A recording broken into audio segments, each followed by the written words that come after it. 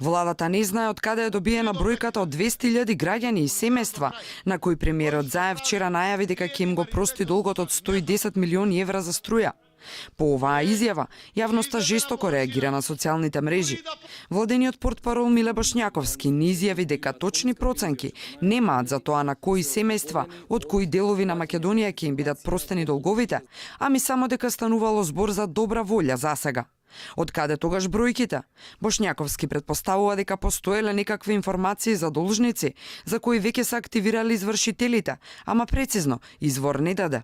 Премиерот кажа дека после добра волја кај ЕЛЕМ и ЕВН, а механизмите за тоа како би се извело и сите други анализи прецизни ќе се направат понатаму. Немаме за сега анализа конкретна со прецизни бројки. Како е возможно да се излезе со бројка, па и со конкретен износ во пари, ако не постои анализа, а за тоа владата и отворено признава?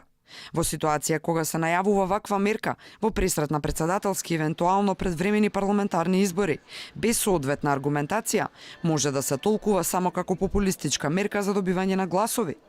Токму вака ја нарече оваа иста влада во 2014 година мерката за отпис на долгови за социјалните случаи, што тогаш ја најави премиерот Груевски. Тогашните експертски анализи пред повеќе од 4 години ја оценија мерката како класична коруптивна во битка за гласови, па и како комунистичка, оти граѓаните требале да бидат благодарни на дарежливоста на власта со тоа што ќе гласаат во нејзина полза. И сега експертските мислења се критични, а најжестоки се граѓанските реакции на социјалните мрежи. Граѓаните уште еднаш се почувствуваа обесправени. Велат зошто никој не се сети на редовните плаќачи на сметки, кои тоа го прават секој месец, без разлика дали имаат пари или не.